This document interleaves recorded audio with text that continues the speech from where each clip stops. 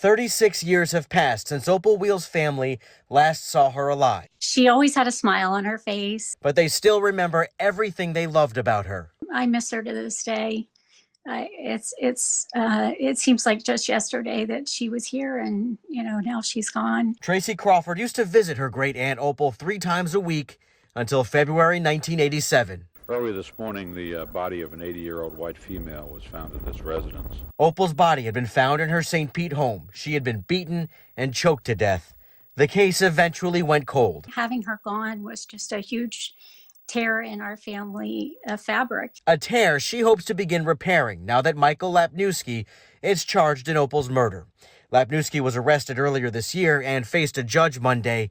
He's pleaded not guilty. I'm looking forward to him being sentenced and brought to justice. Tracy says the arrest couldn't have happened without her great aunt. But she fought, and she fought to the very end. And she got a lot of DNA. In the form of hairs found at her murder scene, according to Lapnewski's arrest affidavit.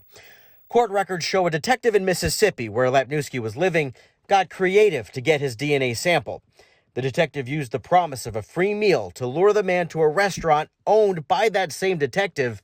Once Lapnewski was done eating and left, investigators took a fork and spoon into evidence, and the DNA recovered was a match. There was a big cheer, but also it brought back memories of, her murder all over again. Detectives at the time believed Opal's murderer killed again days after her death.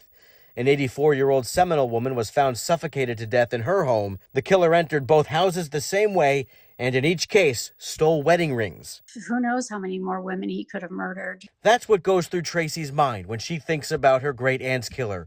And if it is the man in jail right now, I hope he stays there for the rest of his life.